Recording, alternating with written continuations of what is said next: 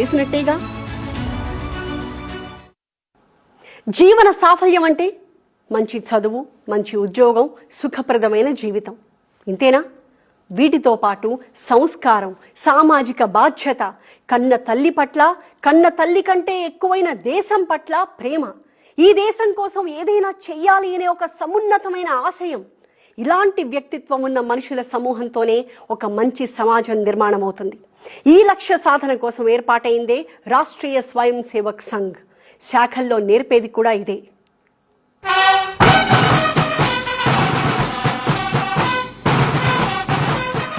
1920లో దేశం బ్రిటిష్ వలస పాలనలో మగ్గుతున్న రోజులు. మరోవైపు ఖిలాఫత్ ఉద్యమం సమయంలో హిందూ ముస్లిం మత ఘర్షణలు. మనుషుల్లో జాతీయవాదం పెరిగితే తప్ప, హిందూ సమాజాన్ని ఏకం చేస్తే తప్ప మనుగడ అసాధ్యమన్న అత్యవసర పరిస్థితుల్లో మొగ్గ తొడిగింది ఆర్ఎస్ఎస్. సరిగ్గా 100 ఏళ్ల క్రితం 1925 నాగ్పూర్లో పుట్టిన రాష్ట్రీయ స్వయం సేవక్ సంఘ్ ఒక నిశ్శబ్ద విప్లవంలా దేశమంతా విస్తరించింది. 4-5గురితో ఆరంభమై అతి స్వల్ప కాలంలోనే ఆ సంఖ్య వందలు వేలకు చేరుకుంది.